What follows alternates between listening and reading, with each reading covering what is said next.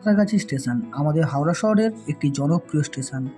আজ সাঁতরাগাছি থেকে আমরা চলে যাব আনন্দময়ী কালীমাতার মন্দির। আমাদের হাওড়া শহরের দক্ষিণেশ্বরও বলা চলে। উলুবেড়িয়ার এই কালীবাড়ি বিখ্যাত সারা হাওড়াবাসী তথা পশ্চিমবাংলার কাছে। আপনারা সাঁতরাগাছি অথবা হাওড়া স্টেশন থেকে যে কোনো ট্রেনে চলে আসবেন ফুলেশ্বর স্টেশন। আর ফুলেশ্বর থেকে টোটোয় মাত্র 10 মিনিট আর হাঁটা পথে 20 মিনিটে পৌঁছে যান হাওড়ার দক্ষিণেশ্বর এই অপূর্ব সুন্দর আনন্দময়ী কালীমাতার মন্দিরে। দেখতে পাচ্ছেন নবরত্ন চূড়া বিশিষ্ট একটি মন্দির, যেখানে মূল মন্দিরে মা বিরাজমান থাকেন।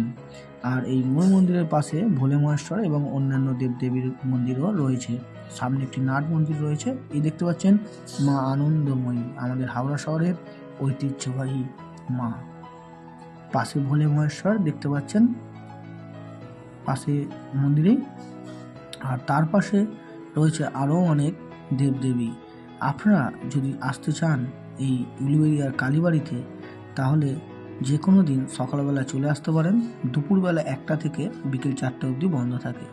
আর বাড়তি পাওনা হিসাবে নদীর পাড়ে কিছুটা সময় কাটিয়ে নিতে পারেন। তাই একদিন ঘুরে যেতেই পারেন।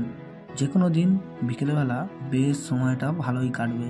চলে আসুন আমাদের হাওড়া শহরে।